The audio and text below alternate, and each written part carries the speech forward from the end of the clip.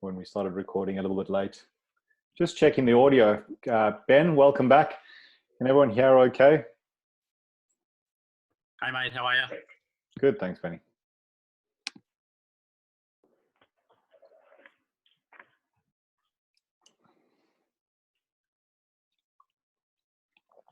Everyone got their favorite beverage? I got water here. Coffee. Sorted for the neck. Oh, there we go. Been through 3 coffees today already. I think I should have enough. 3 coffees. I'd be buzzing. I don't think I'd be able to concentrate then.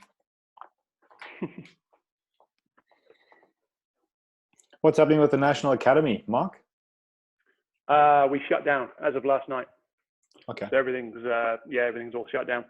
Was that a government, TA, local decision? Where did that happen? It's not government mandated by now, but we're just kind of doing the right thing, to be honest. Just trying to just minimize the spread. Yep. So yeah, we didn't absolutely have to, but the writing's on the wall and it's kind of coming. So yeah. It's funny, isn't it? We shut down.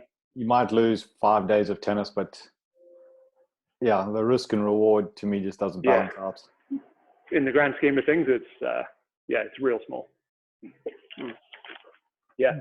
So we kind of saw it coming as well. So most of our players have, I think I told you the other day on the phone, most of our players we shipped out gym kit to them. Okay. Yep. So yeah, I'll probably talk about it on this call, but the remote programming thing is something that S&C coaches are relatively skilled at already and used to. So we're pretty much just adapting and trying to just get on with it. But yeah, in terms of shutting the academy, it was definitely the right thing to do. Yeah, 100%. You could have always just claimed you were doing hairdressing or something and get 30-minute sessions in. Not with this hair, mate. As you can tell, I'm very close with my hairdresser. It's Kel, have you got your haircut yet? You had the long flowing locks the last time I saw you. Well, maybe he's tapped out. I might just move this way actually, just so there's no glare. No.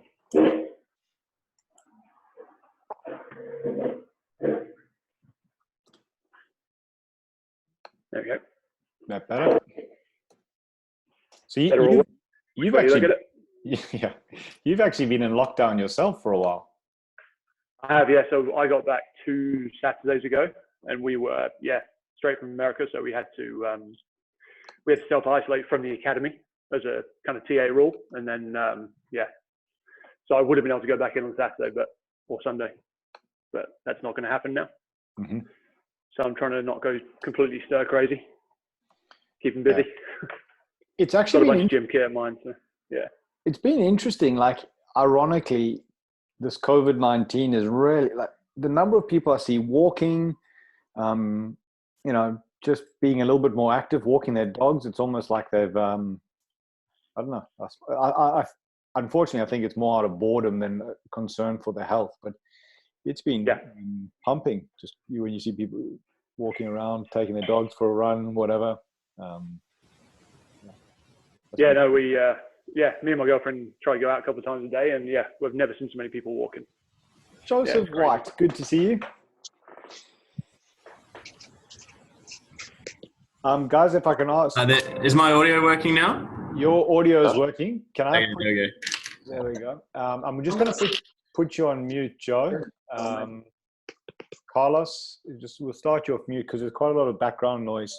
But we'll set things up soon. We'll give it 1 more minute. I kind of like to start at 1 minute past 12. Just give the latecomers a little bit of a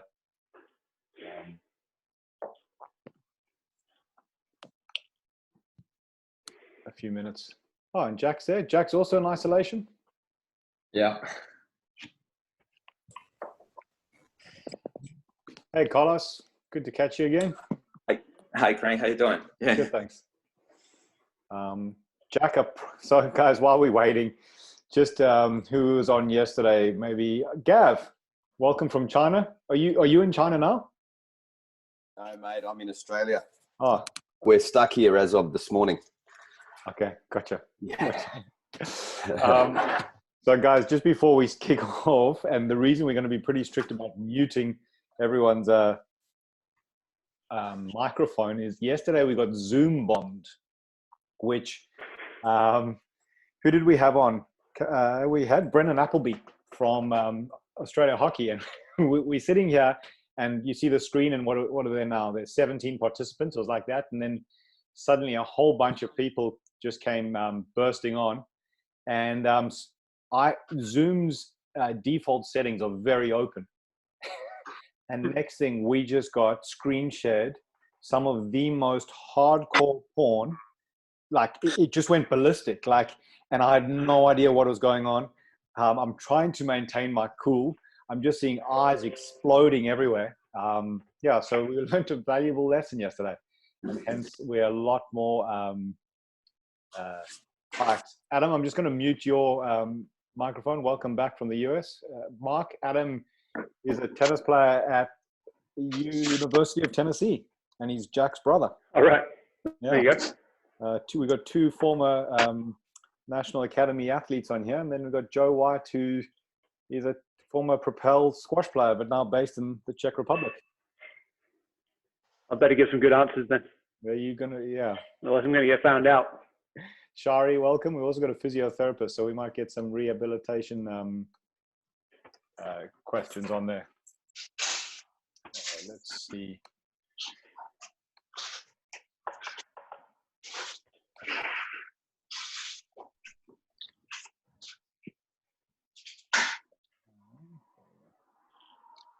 Alrighty, team, let's kick this off.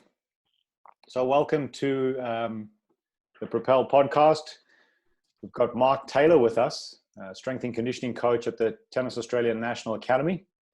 And he's also Ash Barty, the world #1 strength and conditioning coach. And it's not like Mark just jumped on board as a world #1. He's built her from a very good base. So I'm really pumped to have him here. Before we continue, I just want you guys to know, so this is recorded. Shari, I'm just going to put you on mute there. And I'll ask that anyone who jumps on, please mute your microphone because there's obviously a lot of background noise. And for those who are new to Zoom, there's a chat function. So if you've got the app, it's at the bottom there. You just click on chat and you can message me any questions. Any questions, if you want Mark to expand on something, if you want to ask me something directly, just fire away a question there.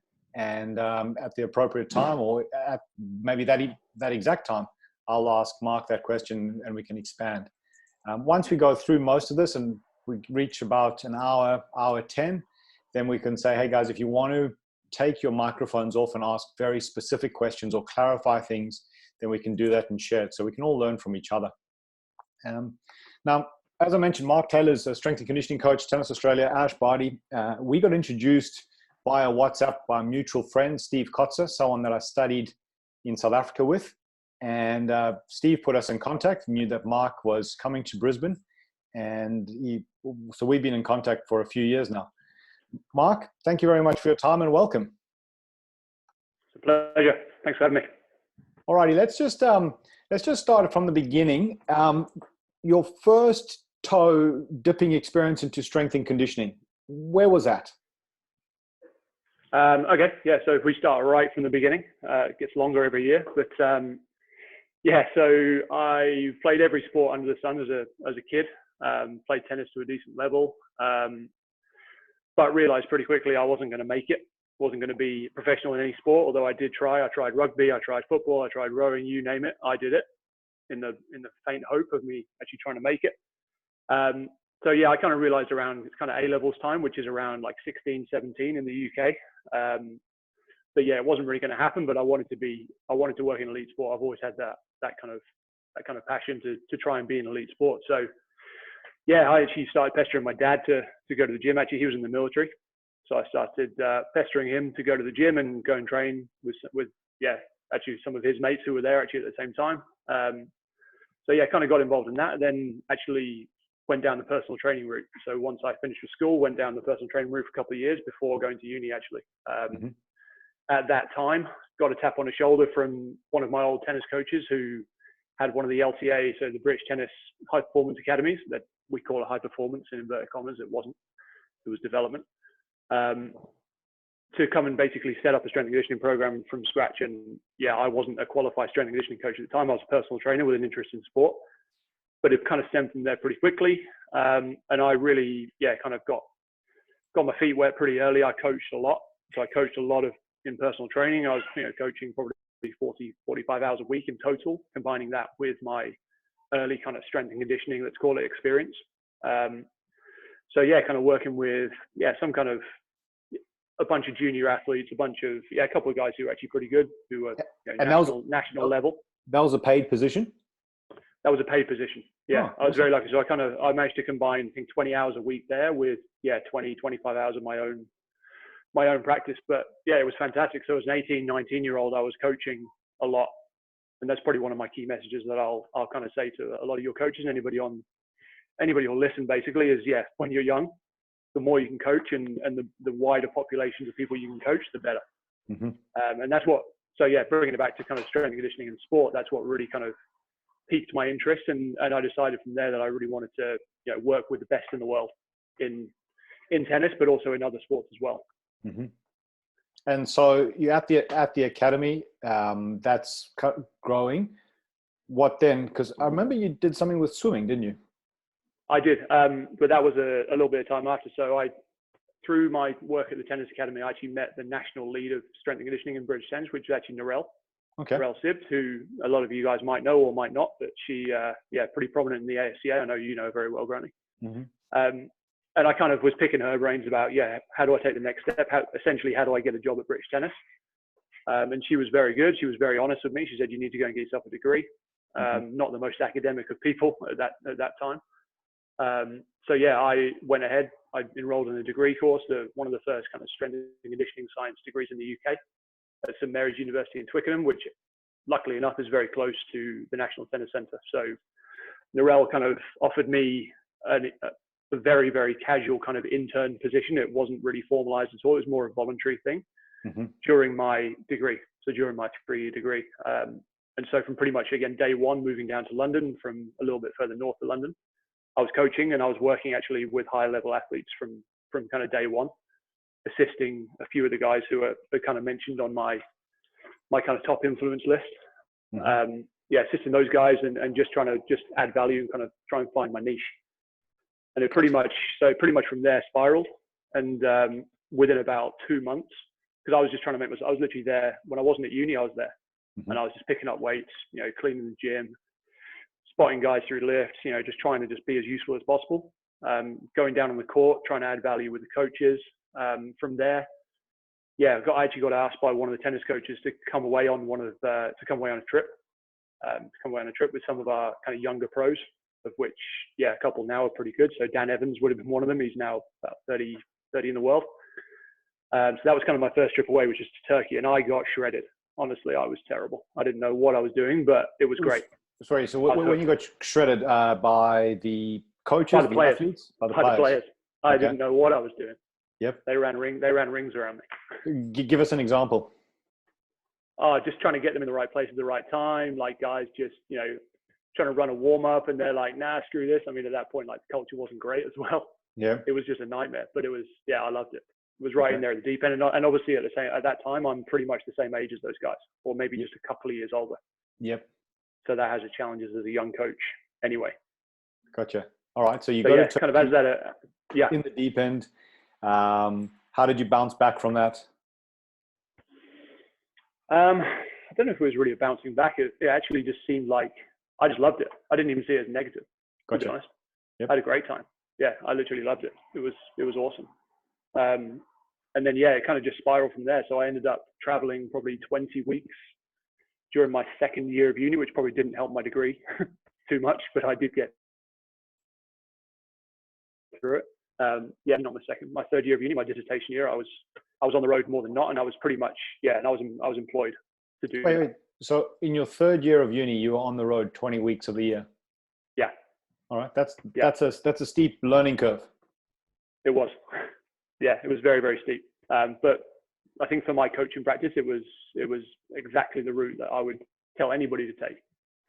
yes, it was difficult for my academic learning, but I got there. I got it done. Okay, so wait, I just, but yeah, it was great. Can I just stop you there? Because I have this, there's on social media, I have some discussions with some maybe more academic people. And my belief is once you step off campus, no one cares about your GPA. And I have this sort of, it's slightly tongue-in-cheek, facetious statement where I say, like, if you're more than passing, you're not getting enough experience. In other words, if you're hitting A's or B's or C's, like, rather focus on the experience. And you kind of lived that. I mean, 20 weeks a year, I'm guessing you weren't hitting top marks. No, you are definitely correct in that. Yeah. Actually, my first year, I was, normally in the UK, I'm not sure if it's the same here, but yeah, you get your worst marks in the first year and your best marks in the third. I was the exact opposite. And it wasn't because I was drinking, although I was a bit, but we were having fun. But it was because I was working and coaching a lot.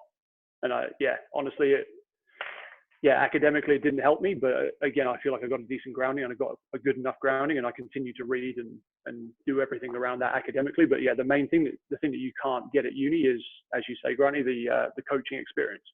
Okay, so and you have to be going out. Although there are a couple of freaks who I live with who manage to do both. Both, yes. They're smart. They're smarter than me, though. A lot smarter. All right. Than me. So I just want to, because I don't want to create an echo chamber, but I do want to get this message out there. So if you had to go back and you had to choose again, university, education, maybe get better marks, or gain more experience, be on the road 30 weeks a year, what would you choose?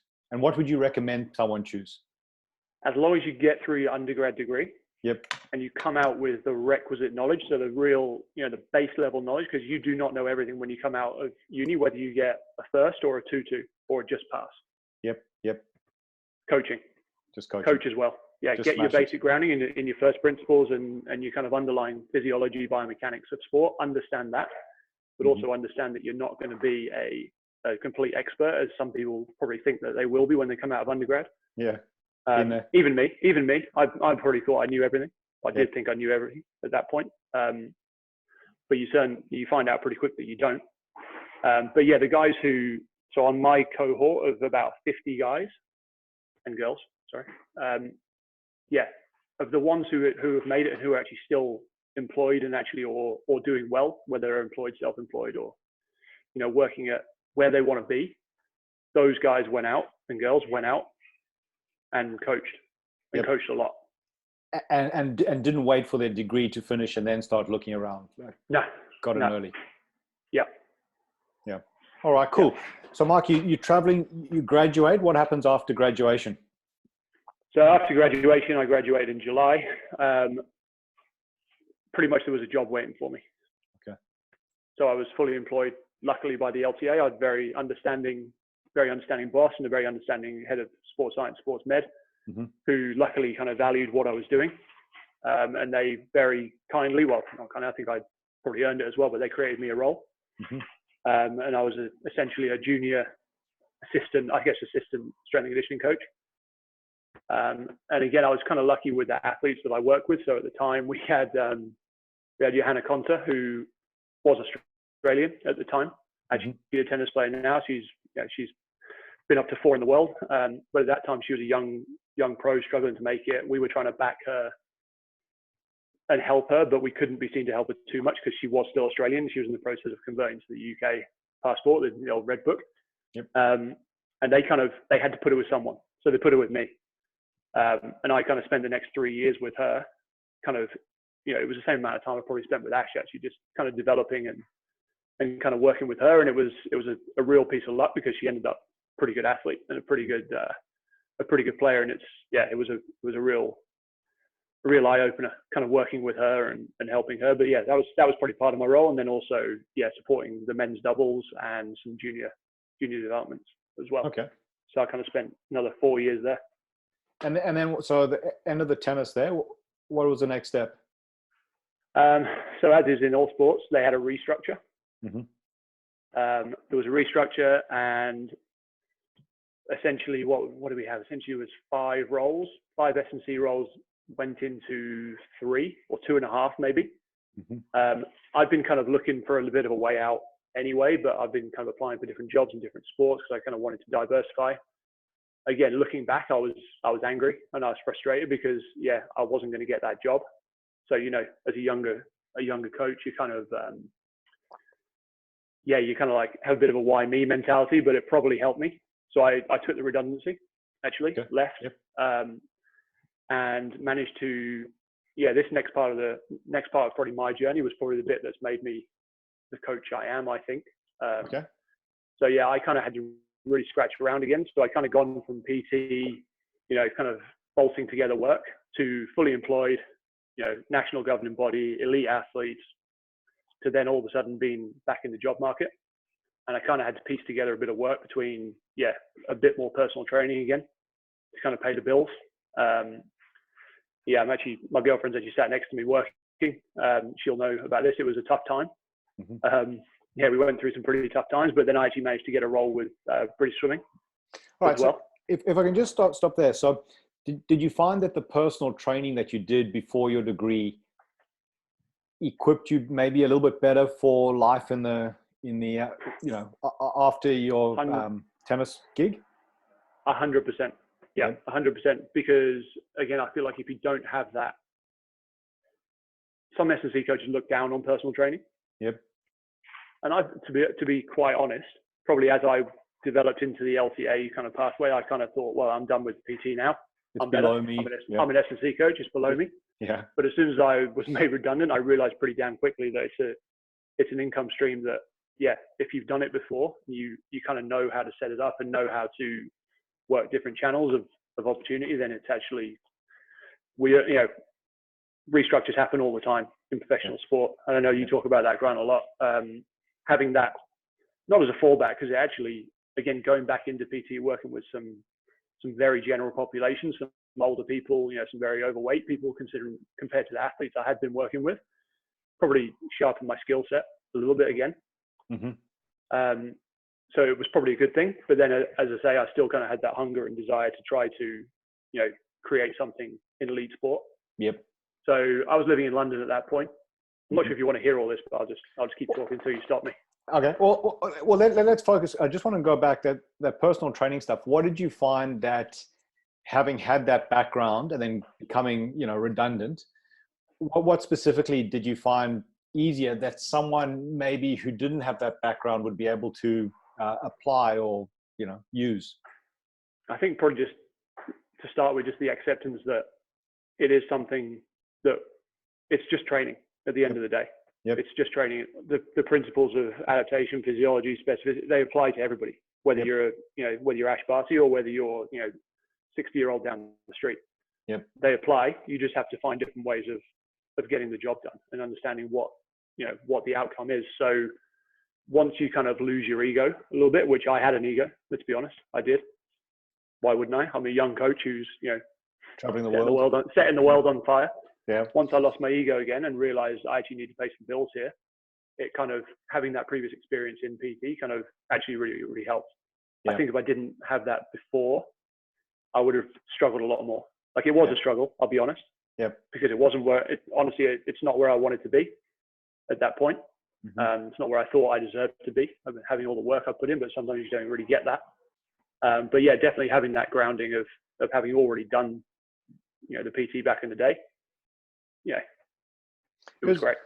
I find it fascinating. I think it's prevalent among strength and conditioning coaches is if you work in sales or if you work in any other, so many other domains, people are so agile. They'll just get a job and they'll do that, then they'll get another job and do that. But strength and conditioning specifically, but I think coaching in general, our identity is so tied in with our profession and the specific job that we've got, whether it's a football team or LTA or specific athlete. And I think this is where strength and conditioning coaches, we hurt so much when we lose that, because it's not just a job. It's not just a few grand a week or whatever coming in. It's our whole identity that robs us. And I see this frequently. And unless you've got something underpinning it or, you've got other identities that you can rely on, it's a massive fall. It is. Yeah, it definitely was for me. Like, again, my girlfriend would attest that I was miserable for a fair amount of time. And Mark, if you think about it, like if you're an accountant and you move from I don't know, a personal training business to the LTA, your ego doesn't increase. But and I'm not having a crack at you. I'm actually identifying. I've done it. Like I thought I must be better because I'm working for a national sporting organization, or I've got a better logo on my shirt. But no other profession does that. They're just the accountant. They look you after the books, and we just the coach who happens to look after athletes or clients. But I don't understand why we do it either. I can't. Yeah, and I think probably the strength and conditioning profession as a whole, not obviously everybody, but en masse probably looks down on personal trainers as people that can't coach. But actually, it's not that they can't coach. Most PTs are unbelievable coaches. To try and get somebody to, somebody who's 60 years old and sat at a desk, 50 hours a week, to try and get them into any kind of shape, or even persuade them that that's the right thing to do. Takes unbelievable soft skills. So you've got to be able to coach, and you've got to be able to actually convince people this is and communicate. But also, unbelievable coaching and technical skills as well, to be able to actually come up with, think outside the box and come up with different ideas to skin that cat, because it's not the same as an athlete where you say squat and they can pretty much do it. Yeah, 100%. All right, cool. So in a dark place, you're doing some personal training, you've lost your LTA gig. What happens then? So I'm kind of lucky. Again, I feel like I've been pretty lucky throughout my career, that my head of sports science and med actually ended up at British Swimming. So heading up the Olympic program in sports science and med. And I lived relatively close to the swimming center where the London 2012 Olympics was, and there was still a program running out there in the build up to Rio. So he actually just threw me a bone, and I started just doing a couple hours a week, literally like in between my PT stuff. I would head over to Greenwich and just kind of work with a couple of development space athletes. And then from there, again, it kind of flourished. But what I had to do, there was two national training centers.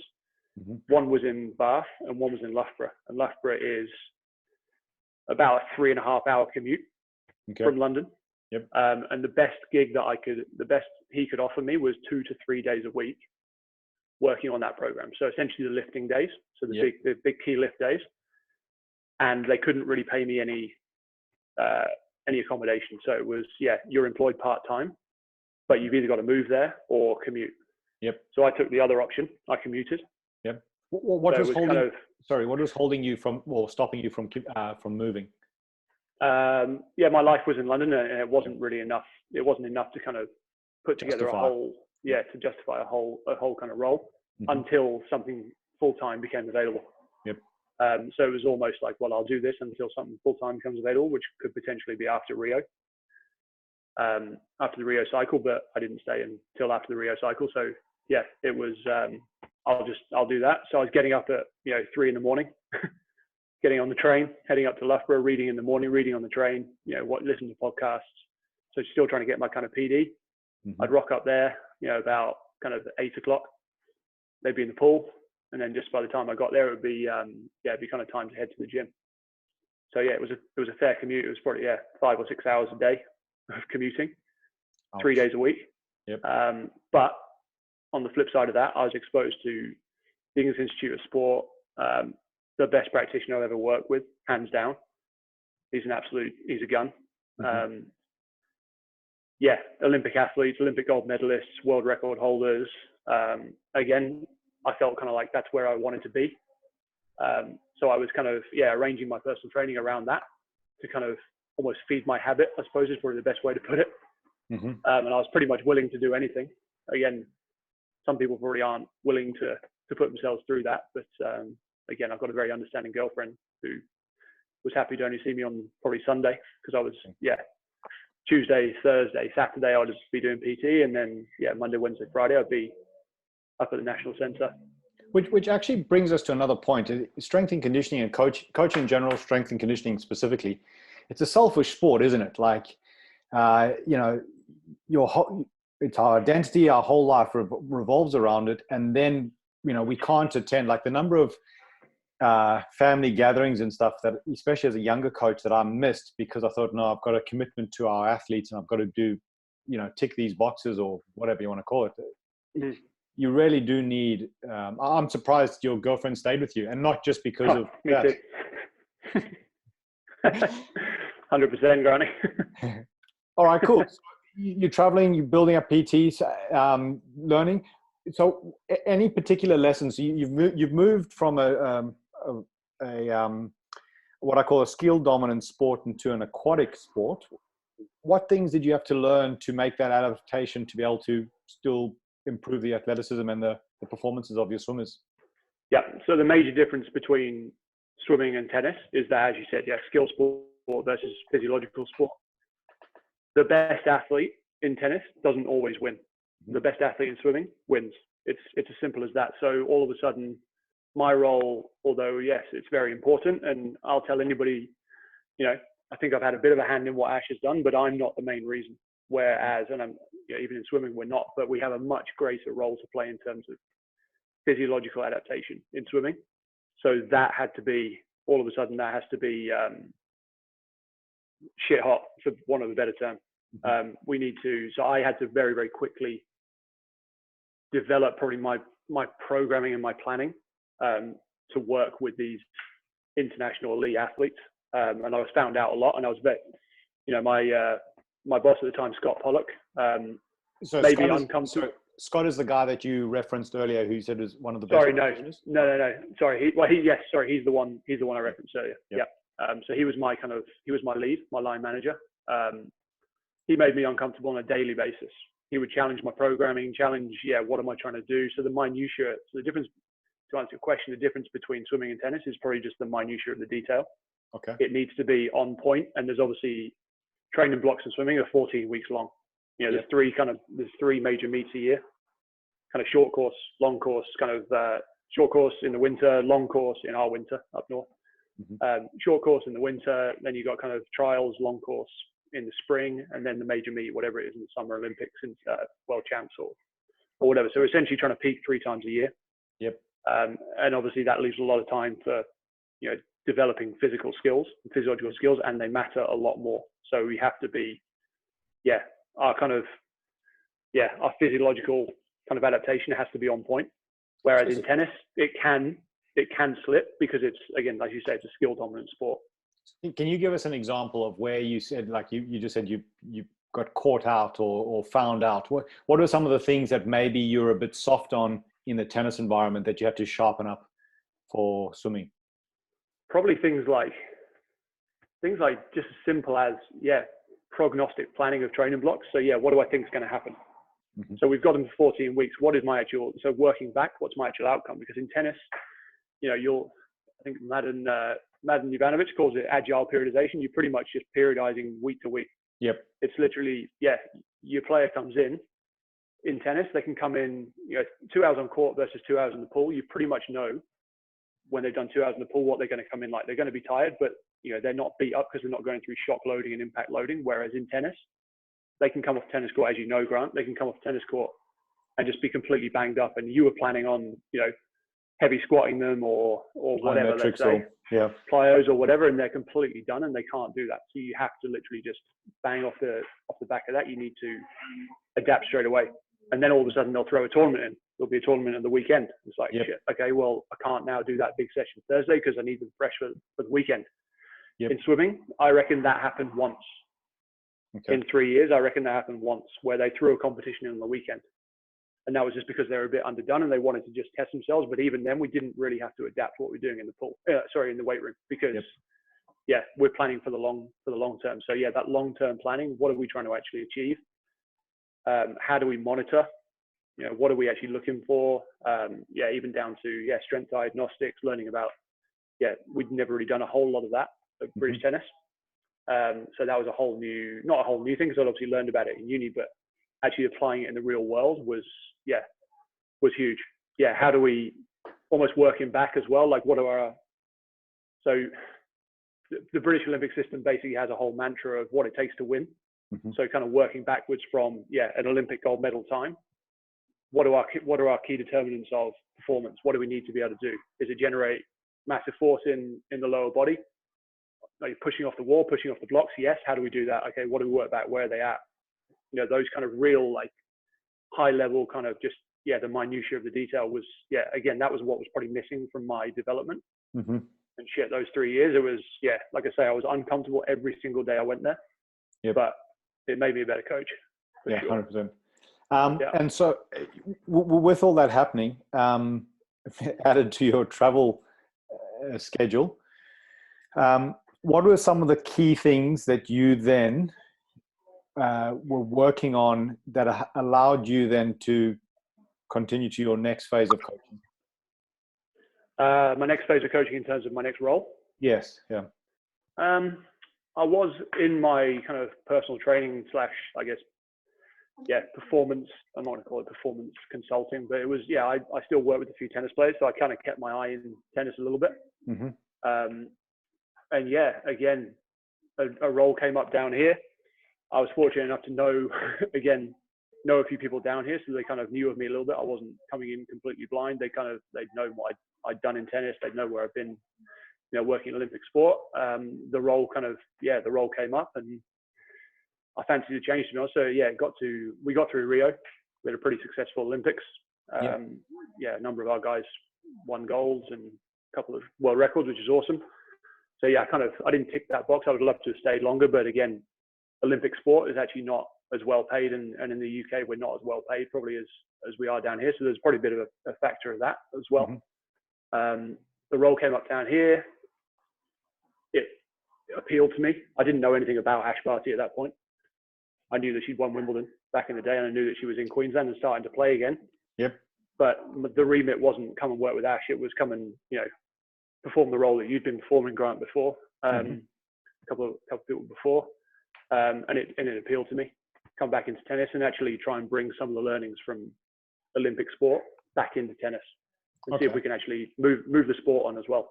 Yep. So you'd almost done a bit of a full circle there, from tennis to Olympic swimming to back to tennis. Yep. Question for you: what do you reckon tennis could learn from swimming? And then part B of that would be, what do you think swimming could learn from tennis? Yeah. So something I've tried to bring in, but it's not easy, is almost that model of what it takes to win. Mm-hmm. So, working back from what it takes to win. And to be honest, it's not always, the answers I've come up with are very rarely physical. Yep. It's very rarely physical, or it's very rarely, I can't put a peak power output number on it like I can in swimming. Sure. You can create this many watts per kilo and you're probably going to you have a better start, all things equal. You can't do that in tennis. Although there's a little bit of stuff, but that's real like fine detail. It's more about, is our athletes healthy? Can they compete, 30 weeks a year? Are they mentally happy? So it's almost, I have tried to apply that same model, but the answers I've come up with have been radically different.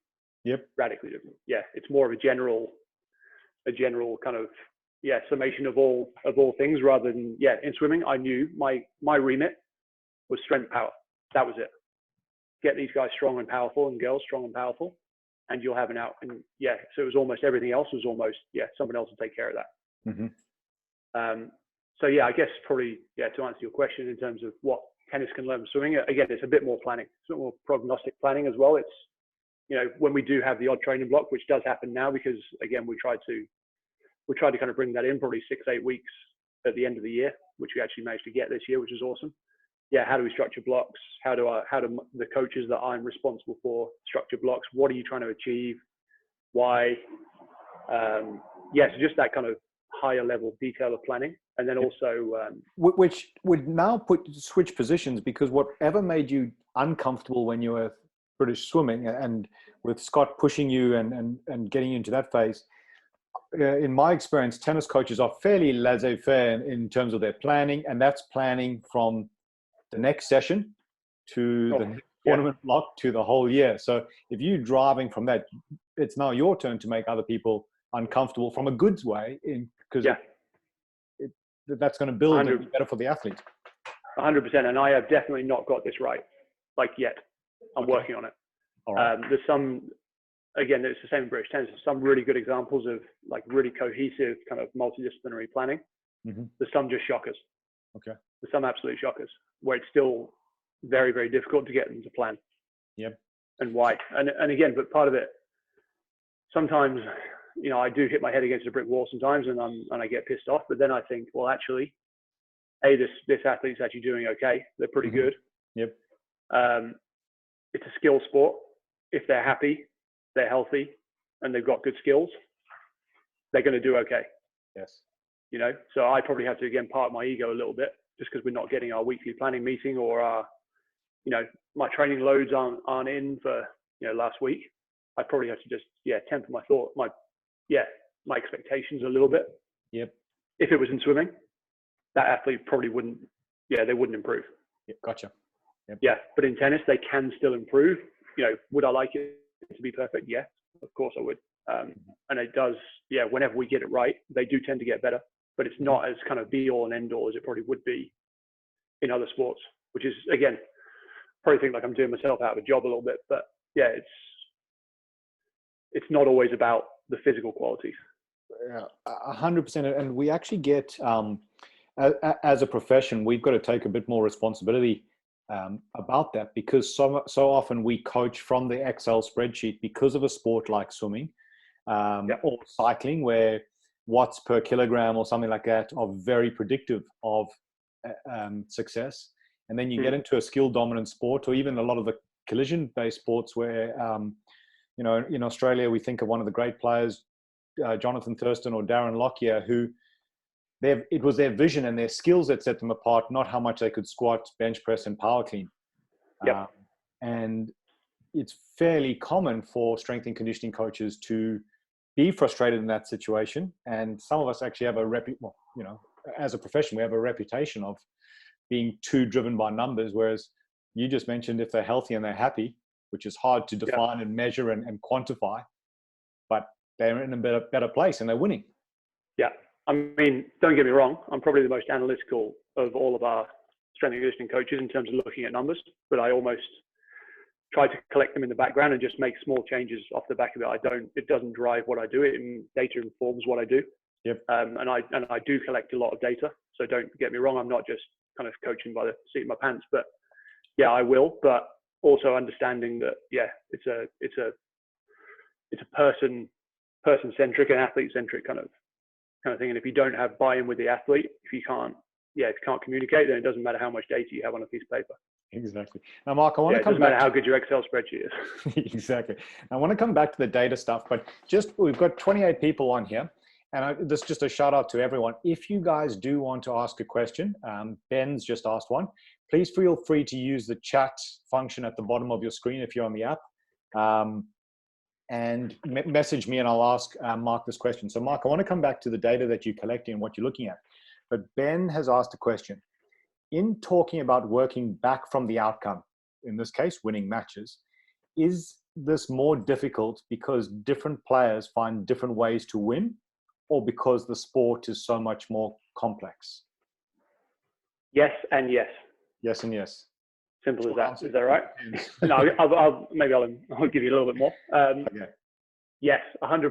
There's definitely different ways to win. There's different game styles, but because of probably the court service and the balls at the moment, it's getting a little bit closer. So you don't see so much of the serve and volleying. You don't see so much of those really short points. So there are kind of commonalities. But again, one thing, we've started using GPS, started using Casper units kind of with Ash and with some other athletes. And even if you look at Hawkeye, which I'm not sure if any of you guys would have seen, the Australian Open, it kind of tracks the player as well as the ball. The person who runs the most tends to lose. Mm-hmm. So if one of your kind of KPIs is distance covered, well, then you're probably setting your player up to lose. Okay. Because almost 8 times out of 10, that person loses the match. And can you explain or expand on some of the reasons you think that's the case? Because the person who has control of the court, it's a little bit, it's a lot like squash. If you control the middle, the other guy's running. It's pretty as simple as that. You lose. The other guy loses most of the time. And that comes back to it being a skill dominant sport. So if you've got greater skills, you're moving the other player around a lot more. Yeah. That being said, if you get into a position where you have to run a lot and you're not very well physically conditioned, well, then your chances of turning that match around are pretty low. Yes. So you still need it. Probably what I live by. Yeah, you still need it to be a a weapon, or some people call it like preparing for the worst case scenario. So you can chase down those balls. Yeah, and we use that, and we're starting to use, again, going back to your question about data, we're starting to look at a little bit of data and look at those kind of worst case scenarios. Yeah, what does the worst match, the worst, let's say the longest match, the hardest match, the hardest week, the hardest run of weeks, because it's not just about one match as well. They have to back up day in, day out. What does that actually look like, and how are we actually preparing them for that? And yeah, I'll skip on this real quick. Like a couple of with our catapult stuff, like some of the stuff that we're finding, I won't give you any names, but some of the things that we're finding is that if you compare kind of match play to practice, let's say in a match, players might go through 50 plus. So in a 3-set match, women, we're talking about women here as well. Women might go through 50 plus high intensity accelerations, decelerations across, let's say, 2 hours, 2.5 hours. Some of our players we found aren't doing that in a whole week in practice. All right. So there's one way. That's one way where we use data, and then we have a conversation, use our kind of soft skills. So that'd be one way where we're kind of working back and saying, look, well, probably from not just from a performance, but from a kind of injury prevention, injury reduction standpoint, we're not exposing these guys to enough accel, decel, change of direction work in the week. Yep. Yeah. And again, that kind of mechanical load isn't really getting done.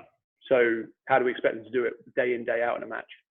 And that comes back to in coaching in general, where, and this is across a number of sports, wherever there's a skill involved, often the coach kind of dumbs it down, and they're looking for that sort of perfect practice where every ball goes to hand if you're passing a football, every forehand goes over the net if you're talking tennis or whatever. But there's no actual challenge there. So it looks really good, but you're not really preparing them for the constraints of the match. Yeah, exactly. Yeah. Sometimes you don't want to get ugly in practice. It has to be all pretty, and there's got to be good feel and rhythm, and that's great. That does work to a certain extent. But again, I'm not going to name names directly, but the best players that I work with are the ones who actually expose themselves in the week to that change direction. That's probably been one of the biggest things that we've kind of found. So I guess, again, working back from what it takes to win. Well, what it takes to win is you have to be able to tolerate that for up to 7 matches in 2 weeks, or let's say 5 matches in 1 week, which is actually harder for women than it is to win a Grand Slam, to be honest. Apart from the stress, let's take out the stress, but physiologically and physically speaking, it's probably harder. It's easier to win a slam than it actually is probably a regular event, all things being equal. So yeah, that's kind of something that we've kind of found, and you've got to be able to kind of go through that day in, day out, and that kind of guides our coaching and our practice. But we try to. Now, just on that, so I've been worked with GPS monitors for a while now. Are they accurate enough to pick up those accel, decel movements on a tennis court? Because they're evolving. They evolve. They're evolving. Yeah, I think I already mentioned the company we're working with, but yeah, their products are evolving a lot. And we found even in the last year that the sensitivity of that, because there used to be some issues with the GPS signal. It takes a long time to get up there and then come back down. And across a sport where you're moving across like 2 meters and then changing direction rather than 20, 30 meters, there were issues. But yeah, the sensitivity of the products are getting better all the time. We're finding some really good validity and reliability. Okay. And so GPS is one form of data. Anything else that you guys are collecting that you can share with us? Yeah, so again, a lot of it, I don't know the exact correlation to outcome and performance. Sure, you're collecting it and you're experimenting and you're trying to see what happens, Yeah, but our philosophy is, so let me get this right, because the best coach I ever worked with told me this. It was, there are plenty of unbelievable athletes who are terrible movers, but there's not many unbelievable movers who are terrible athletes. Gotcha. I reckon I got that right first time. Yeah. So I could think of guys off the top of my head who are fantastic athletes. They can jump over a house. They're 0.8 over 5 meters. Like their change of direction is a joke, but they cannot move on a tennis court because of the visual perceptual skills and that kind of thing. So that's obviously one side of things that we struggle to quantify, to be honest. It's more kind of coach and athlete perception. That's more kind of coach and athlete perception. But what we do is we collect what I would call relatively general data on just general athletic ability. And then hopefully over time, that kind of feeds into, it's almost like that little kind of quadrant of doom. So it's like, fast mover, fast thinker, slow mover, fast thinker, et cetera, et cetera. Yep. If you've got somebody who's a fast thinker or a slow thinker, can I personally influence that? Probably not. That's probably a tennis coach thing. Maybe I can work on some, some hand-eye stuff, or even check things like do eye tests with players, because sometimes we don't do that. Are they actually able to visually scan and pick up the ball? So that's one thing. But the one thing that I can improve for is just their general physical capacities, speed, strength, endurance, et cetera, to bring up that kind of fast mover part. So long-winded answer to your question, but strength, power, speed, change of direction, endurance. Do you want me to go into real specifics on that, on what we're actually looking at and how we test them? Or I've got a question from Joe. So Joe, I'm going to come back to your question because Joy's just sent us a question. It says, hi Mark, there are a lot of discussions in performance testings and training in change of direction and coordination skills. Could you please share some of your experience in change of direction coordination training in tennis? And do you have any suggestions in other sports such as basketball, netball, and volleyball? So the first question is, could you share some of your experience and maybe your philosophies and some examples of what you do for change of direction and coordination? Yep. So I kind of, first up, if we talk about, how we actually diagnose it or how we actually test it, change of direction is change of direction. It's a physical skill. The second that you start to add any kind of reactivity or any perceptual scanning, it takes away from the physical skill of change of direction. So number one is, for me, it doesn't really matter what the sport is. If it's an on-feet sport where you've got to change direction, a simple change of direction test will give you that physical capacity. Okay. Doesn't So tell you they're going to be a great. Yep. You're not talking about the perceptual. You're not talking about the decision making. You're just talking pure physical. Pure physical. They start when they're ready. They go as fast as they can. They change direction as quick as they can. That just gives you a general indication of their physical capacity. As soon as you start bringing any kind of reactivity to lights, it doesn't make it more specific to the sport. It just means you're reacting to lights. So I'm always I go back and forth on that a little bit. Yep. So that's kind of one thing. Then you've also probably got the movement pattern, which is what I think Joyce was asking about. Again, I've been back and forth on trying to probably come up with some sexy looking tests to look at that. So looking at maybe a mogul step out in the forehand side. So think about when you see a tennis player on the run, like on the full run, they hit the ball. So that kind of pattern of, almost got up and demonstrated there, but that kind of pattern of movement. So they're on the full run, they've got to slam the brakes on, change direction. Again, because it's such a discrete, fine skill, it's really difficult to then get validity, reliability, repeatability in a test. So that becomes more, what am I trying to say? So that essentially is a lot more difficult to formally test. So it's almost, we would probably use more of a video analysis kind of piece with that and work with the coaches on what the kinematics would look like. What does it look like? So what do the steps look like? What's the time and space, like what do those kind of metrics look like? And then probably use the raw change of direction, maybe a strength component as well, because we know that strength kind of feeds into max strength, kind of feeds into change direction ability. So we try and probably just test those generally and hope and pray a little bit sometimes that it actually does kind of come together and you actually develop it. So you're kind of working on the coordination or the specific aspect. The best that we've kind of come up with is using a bit of video analysis on that, maybe a bit of Dartfish software and looking at some angles and some footwork patterns, and then ensuring like the thing that we can affect the easiest, like that can take a lot of time. Changing technique can take a lot of time. But we can bring up physical qualities pretty quickly. Yes. If we program right. And that's probably one of the reasons we tend to focus on that stuff, is because it is so much easier to, hey, you squatted 70, now you're squatting 75, now you're squatting 80. That's easy. Whereas, as you say, like to assess the visual component, the decision-making component, and then the mechanics, that gets really, really messy. And it's harder to quantify. So, it takes an experienced coach who's got a deep understanding of the sport to be able to say, hey, these are the changes I suggest we're making. And then we also have to balance in maybe that's the reason they're successful.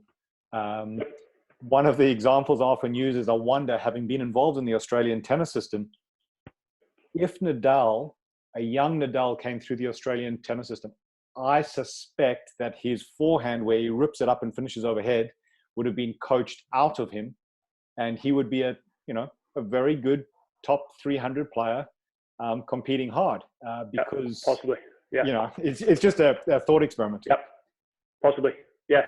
And I think that opens up a whole new can of worms about coaching and skill development at a young age, but it's so important. So I'll talk about Asha. She's got unbelievable movement patterns. She's got unbelievable skill and technique. Everybody knows this. Like, it's flawless. Everybody knows this. That was developed at a really, really young age. Luckily through, Narelle and some others and yourself, Granny, that stuff and her early coaches, that stuff's on point. So I don't need to try and affect any kind of change in that. What I did need to, when I came in 3 years ago with her, was probably just the underlying physical qualities, because she'd had a bit of time off. So she wasn't in quite the shape that she's in now. Those kind of general physical characteristics needed to be improved. So everybody, we get a lot of praise for saying how much better she's moving and how much it's changed. I'll be completely honest. We go through footwork patterns, but I don't think I've ever actually told her where to put her feet. Gotcha. So I will say, okay, Ash, we're going to go and do a bit of transfer training. So we'll get the med ball out, or we'll do some shadow patterns and things. But even her coach probably doesn't need to. She kind of has that already. So she has what it looks like. She has the kind of motor patterns. The underlying physiology and physical characteristics were my remit to get better. Yep. And again, that's why I track numbers, and the numbers have got a lot better, and she's now leading of everybody. Yeah. Which is actually quite nice, because it's the one time where probably the best player correlates with the best physical output. Yep.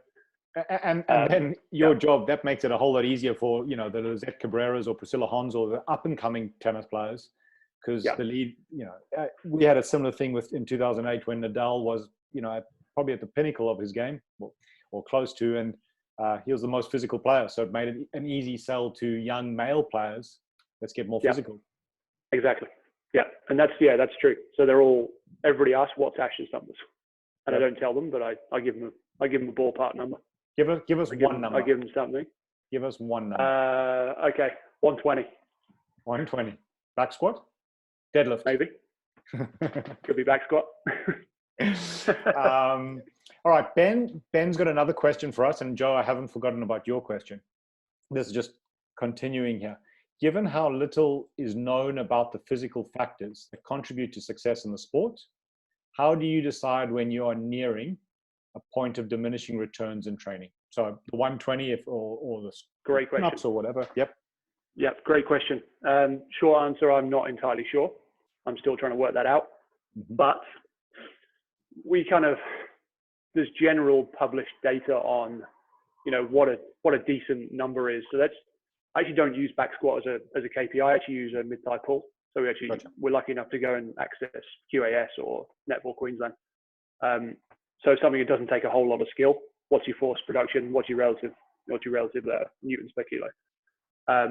Again, there's not published data in tennis. So I don't know.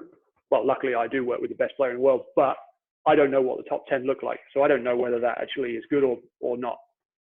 But again, there's a point at which, if you compare to probably other court sports where there are some published data, we kind of use that a little bit. And as soon as you're kind of hitting those similar kinds of numbers and it's not a glaring weakness, then probably it's time to move on and chase something else. And we all know that if somebody, a girl who's 70 kilos back squats 120, it's pretty decent in a skill sport. So what are we kind of moving on to? We'll use a little bit of the dynamic strength index. So we'll kind of compare newtons in a mid-thigh pull versus a CMJ and do a little bit of kind of DSI stuff. Loosely, that kind of works a little bit as well. So we kind of decide, is somebody a bit more force dominant versus velocity, or vice versa. Again, primarily from my time in swimming, I actually do use a counter movement jump as a pretty decent indicator of your ability to serve, because generally, again, I've done some loose correlation work. Generally, the guys who can pull the most and jump the highest serve the biggest. Okay. All right. So that's a pretty. That's So interesting. that's probably one thing. Yeah, that's one thing that I kind of try and focus on. To an outsider, you would think that serving would correlate with some kind of, a non-tennis person would think that serving might correlate with an upper body, exercise or test. But you saying, what did you say? Vertical jump and mid-thigh pull. Vertical jump and mid-thigh pull. Yep. Yeah. So again, but that's really just general athleticism. Mm-hmm. And again, there are outliers. There's always outliers, and there's always exceptions to these rules. So you always find somebody. Yep. Someone like Wayne Arthurs. He disputes me on this all the time. He's like, I can't jump. So just to some I know context, you're a strong bastard. I know that. Context for the listeners here. Wayne Arthurs, I think, peaked at about 65 in the world. Played a few Davis Cup matches and is currently coaching with Mark. Sorry, Mark, if you can just. Yeah, and he probably had the biggest serve, one of the biggest serves of all time. But that guy can throw a tennis ball. So probably the other thing we look for is, how far can you throw a tennis ball or American football?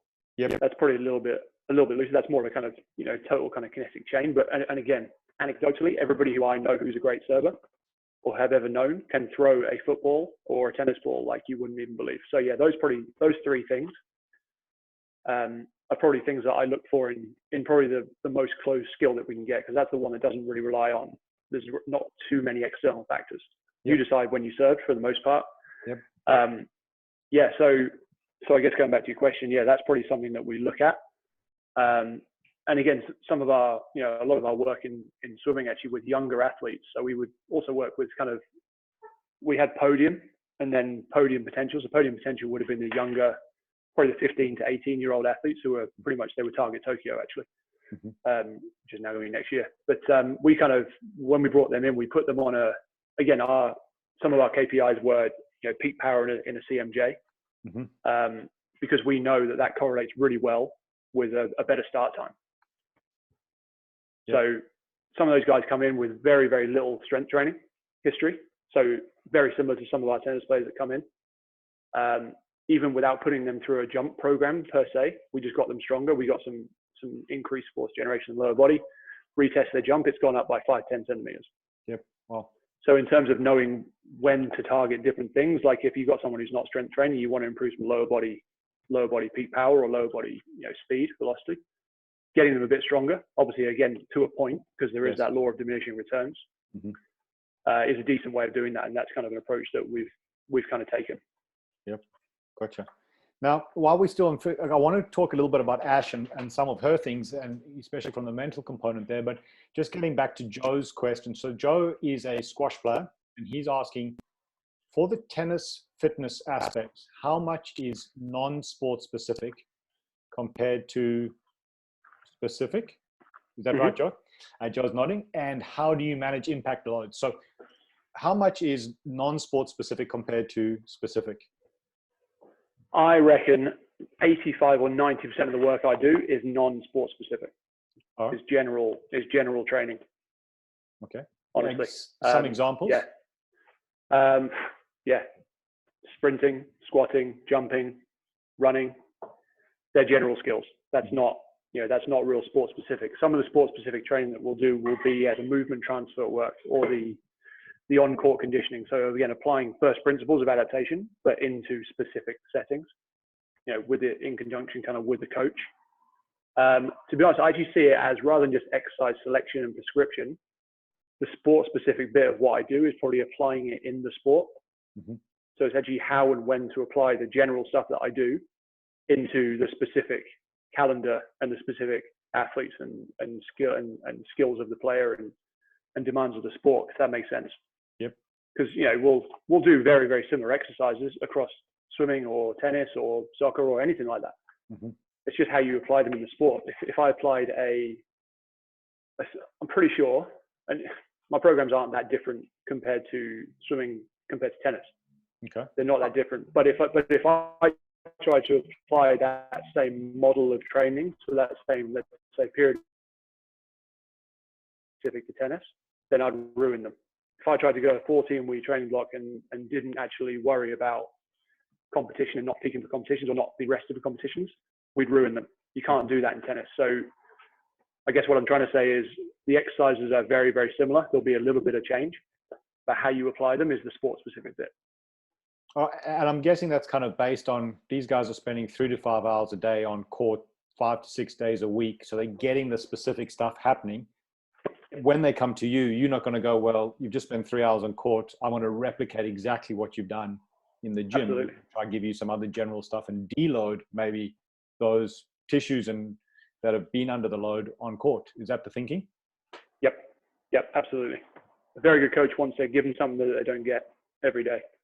Yep. Forget exactly who it was, but yeah, give them something else because they don't always need. So they're getting, let's say, again, the question was about the shock loading and the impact. Yep. They're getting a lot of that. They're getting a lot of, let's say, a lot of stretch shortening cycle work. They're getting a lot of velocity work. They're getting a lot of change direction work. Yes, I will do some of that, but I won't do as much as I'll target something like the kind of higher velocity, the higher load, time under tension, looking for kind of structural gains to probably offset all that impact work that they're doing. I'll target that generally more than I will the higher velocity stuff, because I know that's kind of getting taken care of on court. Gotcha. And then the second part of Joe's question is, how do you manage the impact loads? Yep, with great difficulty, to be honest. So one thing that we won't do a whole lot of is probably running outside of the sport. So yeah, they'll obviously run on court. We do use treadmills. It's not the best thing in the world. It's not got the best transfer. It's not the most specific, let's say. It gives us a general aerobic stimulus and conditioning with a little bit of kind of offloaded kind of impact. Using the softer belts rather than running on the road. Probably a lot of it's probably more down to load management, which is probably where you want me to go with the question. So it's, what are they currently used to doing? It's just week to week. What are they fit to do? So at the moment, let's say they play 10 hours a week. If I ask them to go 15 hours a week straight off the bat, I know that's a risk. Not necessarily someone's going to break, but I know in terms of impact load, because I know what a tennis session looks like generally, and I know what the demands of the sport are. I know if I increase that by 50% in 1 week, something could potentially happen. So in terms of managing the impact load, probably not so good at doing it real on the in the session, because it can be real difficult. But I guess over the course of a week or over the course of a month, trying to be aware of how much time they're spending on court and what kind of drills they're going through. But again, that can be difficult because we can be remote programming a lot of the time. Even with Ash, I don't travel everywhere with Ash. So I don't always know. It's a bit easier when you've got the catapult, because again, those high impact loads are pretty much reserved for those kind of high change of direction. So the axle, decel stuff.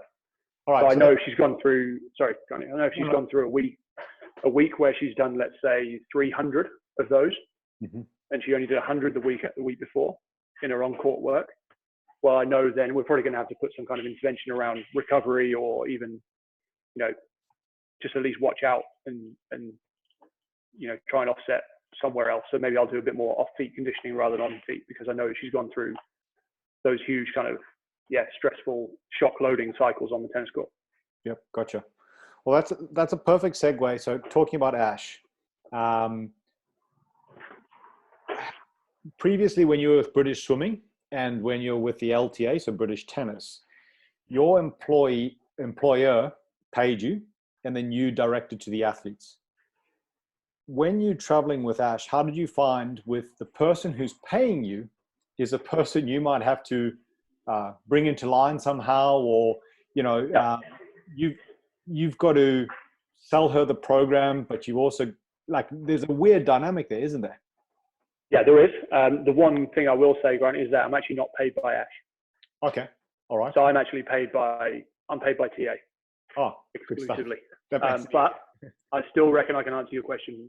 Go for it. Because it doesn't matter that she doesn't pay me. She's a professional athlete. She's number one in the world. Yep. I still can't just blindly dictate, this is what you're doing. Yep. So I pretty much still, and again, one of the better coaches I've ever worked with told me this as well, treat every athlete as if they're paying you directly. Okay. Yep. And I try to do that. And that's one thing that I tell my coaches all the time is, even if you're getting paid by the federation and you say, I'm getting paid to work with Ash, treat the situation like she's paying me. Yep. And that if she had a choice, because let's say she obviously does have a choice, but somebody else, one of the lower down athletes who can't afford their own fitness trainer, if they had a choice, would they still work with you? Because some players are just mandated to work with coaches and they can't afford it, so they don't really know anything else. Yep. And the coach almost takes advantage of that a little bit.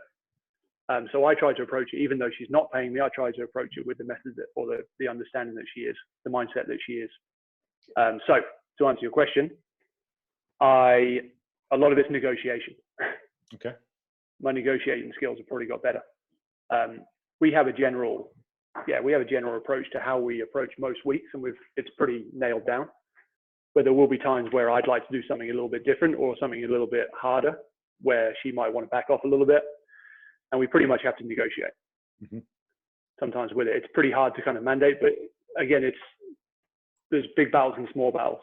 So I won't move on the big battles. So the big things that we need to get done. Give us an example. What would be a big battle that might come up with? A loading, an exercise, a rep range? What would be? Yeah, one common one. This isn't with her, but one probably common one. Actually, I say that they get the velocity component in tennis. Actually, a lot of time they don't, because of the things that I said before. Sometimes they don't train it, so it's almost or they'll play a match where they win and they win easy.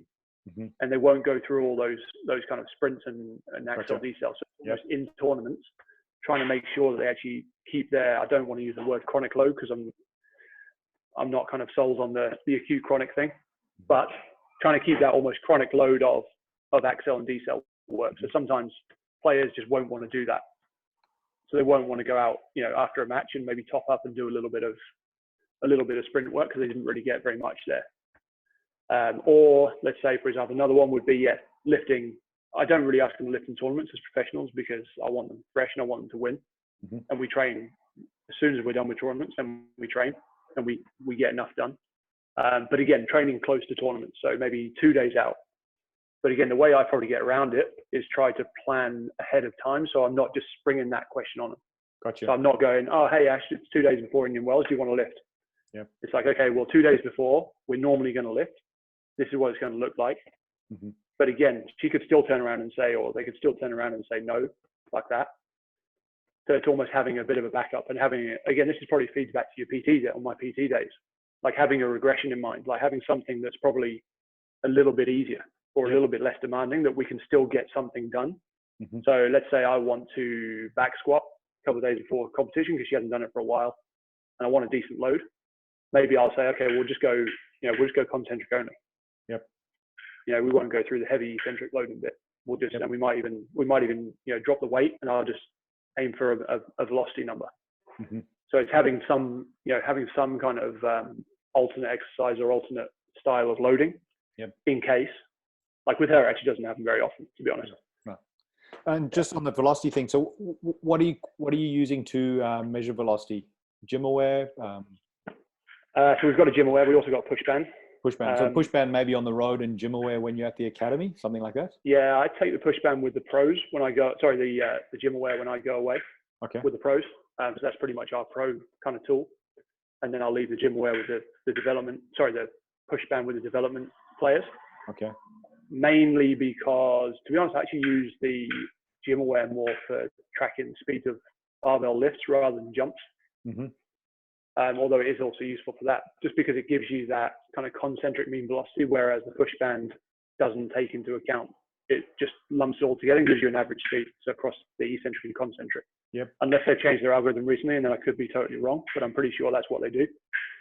So in terms of tracking, probably just marker lifts of, I know pretty much what, if Ash squats 100 kilos, I pretty much know what it should look like.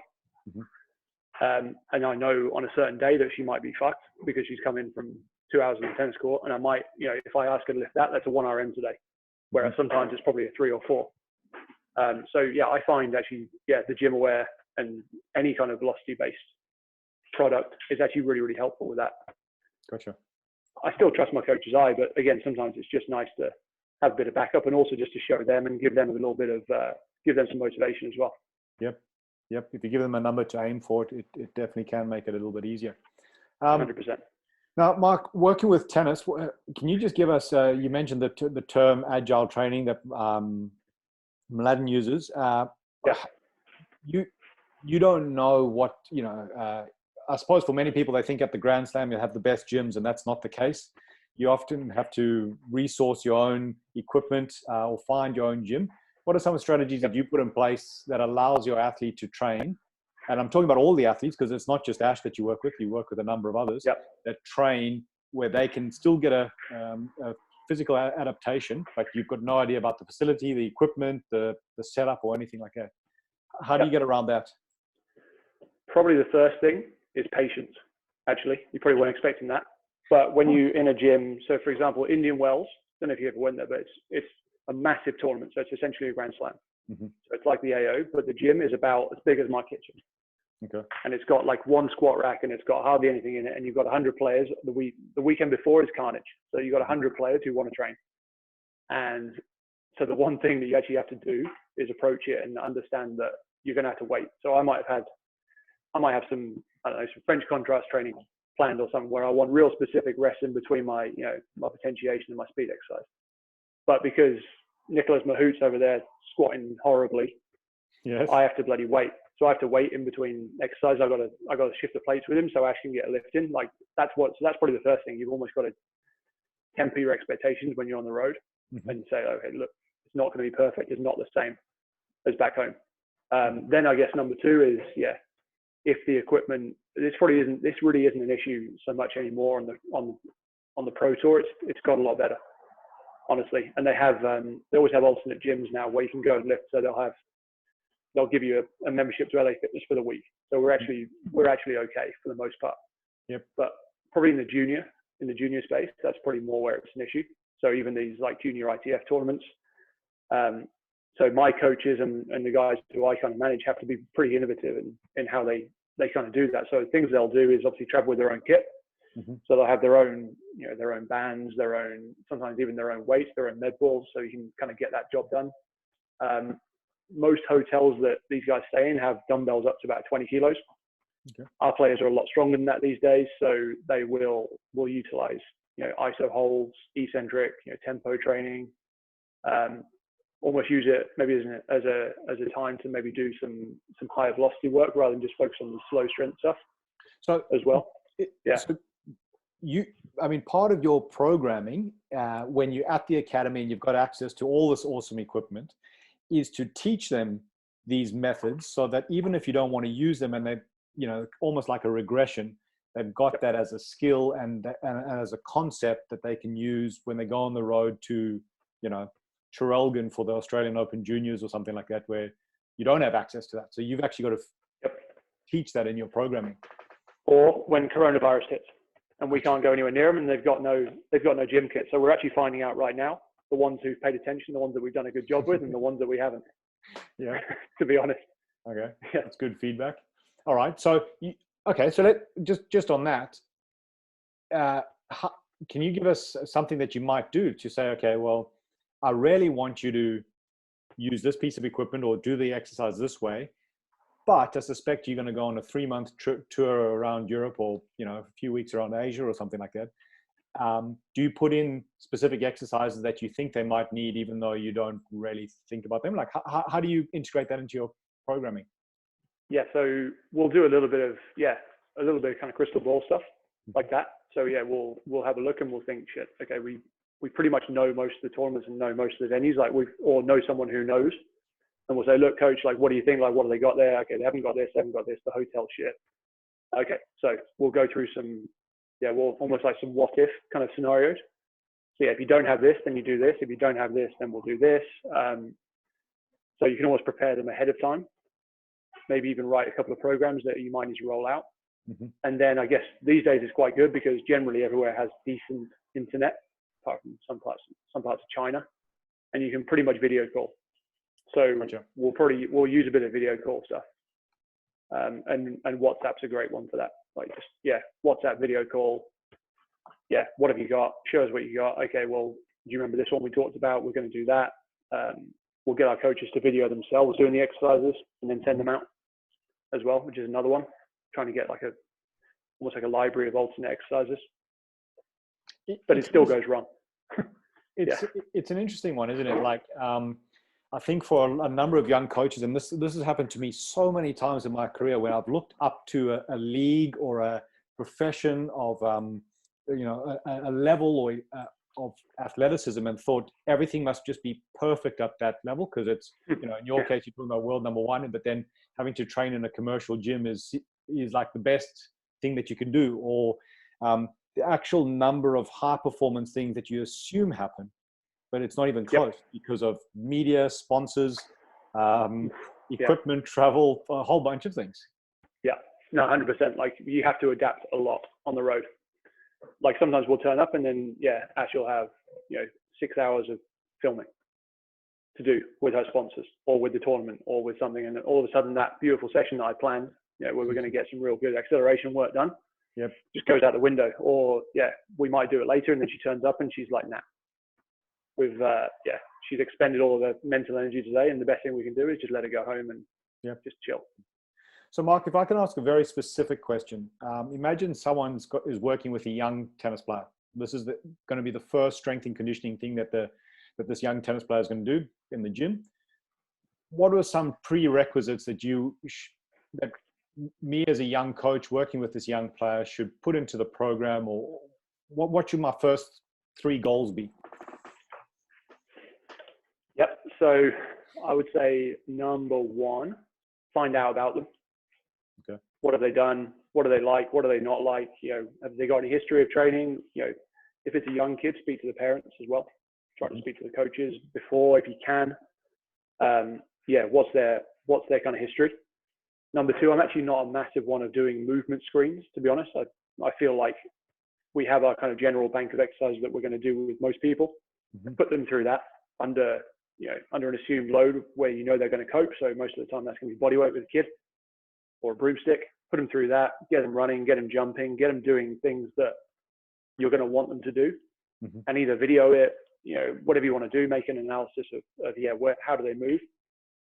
So that's probably number 2, and then number 3 is probably have a conversation with the coach that's going to be working with them, and again what do they want to see from this player. But again, if it's a young player, that's a very distant third for me.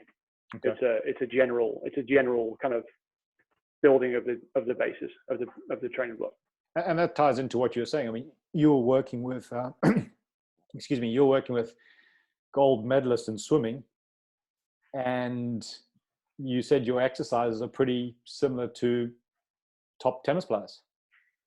Pretty much. The actual exercises are very similar. There might be some derivatives that we might use differently in different sports and with different people as well, because they just might have shit hip range and you just don't have time to work on it. So you might have to pull from blocks, or you might have to avoid certain positions, or they might have a history of a stress fracture in their foot. So you've maybe got to be a little bit careful with impact loading, or plyos, things like that.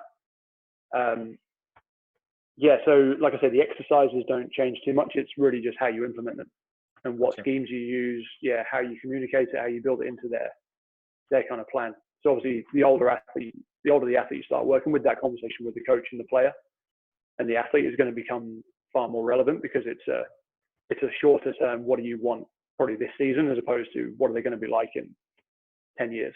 Yep. And where are they at now? Now, guys, opening this up, if you've got any questions, please feel free to fire them through, because we're going to be wrapping up in a few minutes. So fire those questions through now. Now, Mark, I've got 3 things that you would tell a young Mark Taylor. What are some of the long-term lessons you've learned working with gold medalists, world number 1s, academies, personal training? Fire away. So I kind of probably have more than 3, but it's almost like things to tell me as a coach, and then probably things that are almost, training kind of and athlete based. So I guess, number 1 for me probably is it's not a linear path. So it's not a straight line to getting to where you want to be. So it was for me initially. From your career? From my career. And to be honest, that actually applies to athletes as well, let's be honest. It's not a linear path. So it was for me early on, and maybe I almost got there too quickly, because when I fell, it hurt a lot. It's not a linear path, and you can always go backwards. So even at this point, I kind of have in my mind, this might not be forever. My role right now, well, it won't be forever. And there'll probably be a time where I have to kind of go back and, potentially do something I don't want to do or not as keen on doing. to pay the bills. So yeah, if you think it's going to be a straight line, where you said an accountant earlier, their career pretty much is a straight line. Once you're in the job and you start getting experience, it's pretty easy to move around and get hired by somebody better because you're better, and that's that. But in coaching, it's definitely not, and that's not just strength and conditioning coaching. That's tennis coaching or technical coaching as well. If you're going to work in, I know you always kind of caution against working in elite sport, Grant, and you're right, because some of our athletes for the Rio cycle in swimming, our coaches coached guys who won the Olympics, came second, medal, and they still had to reapply for their jobs. Yeah. Next year, because there's always a restructure and after Olympic cycle. Yeah. So yeah, it's definitely not a linear path. That's number one. Probably to throw another cliche in, it is all about the athlete knowing how much you care. Because I feel like I'm recycling that from a million tweets, but it's it is true. If the athlete doesn't know that you care, or they think that you are going off them, or paying them a little bit less attention than someone else, it will matter. And they might not say it out loud, but it will matter, and they will you'll lose buy-in, and you'll lose you'll lose your impact. No matter how good your Excel spreadsheet is. And then probably number 3 is a bit tongue-in-cheek, but yes, squats on everything. Squats on everything. Okay, squats expand on that quickly. On everything. Yeah. I think a lot of the time, and I am definitely been guilty of this especially when I came back in from swimming, because my remit was strength power. Squats don't save the world. They're a great tool. And if you're in a sport where you need to generate some leg strength, which we all do, pretty much, unless you're an archer or something like that, they are important, but they're not the be all and end all. So I would say to me, through that time, keep on developing my speed, agility, my conditioning, my different kind of methods of training, as opposed to just strength power, because that's what it's easy to focus on. We're all comfortable in the gym. We're all comfortable coaching squats, cleans, lifts, pulls, push pulls, whatever. We're not always as comfortable teaching change direction, and quite frankly, we're not always good at demonstrating. Like even right now, if I went and tried to demonstrate, a bound, terrible at it. So I need to try and work on that. But I could go and demonstrate a bench press or a chin up, no problem. Gotcha. So yeah, that's my main 3. Let's leave it at that. That's my main 3. All right, cool. Now, very quickly, we've got 2 questions, one from Ben and one from Jack. Ben's question is, given your background in shoulder sports, so swimming and tennis, what's a key principle or method you adhere to around keeping shoulders strong and healthy? Do you have one thing that I hate the term kinetic chain, but ensure that they can actually utilize the lower body to generate some force to offset the upper body. Everybody I've seen with a long-term elbow, shoulder, or wrist issue have always actually, if we go back to the numbers, have always been probably some of the worst at generating lower body impulse or lower body force. So yeah, that's probably like my number 1 rule, but it's not probably quite as specific. In tennis or in throwing sports, overhead sports, I look a lot at the ratio of internal to external rotation, max isometric strength. And again, there's published data out there in handball in particular about when that ratio gets real skewed. Obviously, massively internally dominant sports, both probably, in terms of force generation and power generation. So yeah, I tend to kind of assess that and monitor that relatively regularly, just to try and just make sure that your rotator cuff's actually, your external rotation strength is actually strong enough. So those 2 are probably, the first one's probably my big one, to be honest, which again is probably a little bit out there. It's not directly related to the shoulder. I think, there's people who are a lot better on it than I am on that, to be honest. Like, I think, going off topic or going on a bit of a tangent, but like a lot of people are cueing kind of back and down, like in terms of like scap mechanics with everything. Yes. So I think Eric Cressy talks a lot about this. Working in overhead sport, if you're actually training in those positions, let's say training and doing some kind of bandy exercise above here, and we're always going back and down, you're actually limiting, the range of motion that you can kind of work through. And the shoulder's not designed to move like that. No, exactly. You need some kind of upward rotation and scapular elevation. And that's what happens when you go overhead in sport. So we're constantly cueing back and down, which is a great, it's an awesome cue for rows. And it's essential if you're going to do, rows or some kind of loaded carry or deadlift. But in overhead sports, it's probably a cue that's overused for me. Yep. But that's something to probably go away and do a bit of reading on. But All right. Eric Cressy's the man there. I'm still learning every day on that shoulder stuff. All right, so just quick one from Jack. Is there much of a change in your programming leading up to tournaments played on different surfaces? So Wimbledon or French Open, clay, grass, hard, carpets. Do you change your, what's the short answer there? A little bit. Yeah, so we might add a bit more adductor work when we're talking about moving on to clay.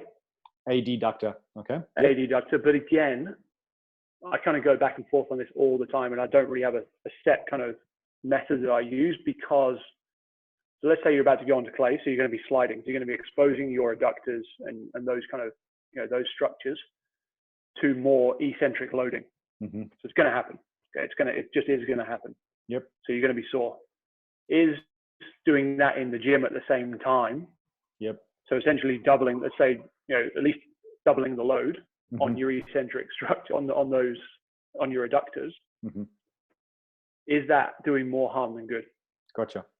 So almost a big thing used to be, clay prep week before. Shit, let's get on the slide board. Let's get the Copenhagen's out. Mm-hmm. I keep them in there as a staple throughout the year. So I'll keep a minimal, what I like to call a minimal effective dose all year, apart from in training blocks where we'll kind of up the volume. So I used to really, really before the grass, I'd be smashing glutes. Mm-hmm. And some players do like to do that. So I might still do a bit of it, but I won't do as much as I used to. Gotcha. I'd much more general in that approach in terms of, keep it in all year round, play around with the volumes. I actually almost try and do it the cycle before. Gotcha. So if we're going to go from, hard to clay, which we do, then during the hard court season, we're actually probably just going to, just subtly kind of just ramp the volume. Mm-hmm. Of adductor work, of either isometric or eccentric kind of focus work, and then by the time we get to the clay court season, hopefully we've already been through those adaptations, and we're not trying to rush to catch up and then double the load. And then the other one is obviously just making sure that we're not just switching surface, which is unavoidable with a lot of juniors. Yep. But in the pro space, trying not to just go 1 week clay, 1 week hard, 1 week grass, 1 week. It doesn't really happen like that, but it can. Can. So. Yeah, that's probably the other thing, and just gradually trying to increase the load. So get a week on clay at least, if not 2 or 3 if possible, mm-hmm. to actually just build your load. So you're not just going shit straight in. Now, Mark, but again, not always possible. Thank you. Where anyone who wants to continue this conversation with you, social media, what are some of your handles that they can reach out to you? Okay, let me just get my phone out because I won't get it right here. And you're going to also have to bear with me on my name. I have seen your handle on Twitter at Mark Beef Taylor. Mark Beef, the meat. Mark Beef Taylor. Yep. That's an LTA. That's a British tennis leftover nickname. Okay. And then my Insta, which I don't use that much, but I will give you it as well. If anyone wants to see Mark with a shirt off, this Instagram. It's so my Insta is Mark Taylor Tubbs, actually, which is my new nickname. Tubby. Mark Taylor Tubbs. T-U-B-S. T-U-B-S. All right. Cool beans. Because because of the cricket. Because of Mark Taylor. Exactly. Yeah, Mark Taylor. All right. Mark, thank you very much for your contribution and for your time. Team. No problem. It's been great. If you're interested in keeping up to date, please sign up propelperform.com. We've got an email list. We're still working on that, but we're getting better. And we'll send you out the email, the meeting codes and the passwords and all that kind of stuff. Thank you to all those familiar faces for supporting us, and we'll chat to you next time. No problem. Granny, sorry, one thing. If you want to just send my email around as well. If somebody wants to email me, then okay. Guys, contact. Feel free. I won't put this on now, but contact me at propelperform.com. Go to the contact page, and I'll flick you Mark's email address if you want to continue with that. All right, team. I got to run. Cool. Catch you later. Cheers, guys. Yep. See ya.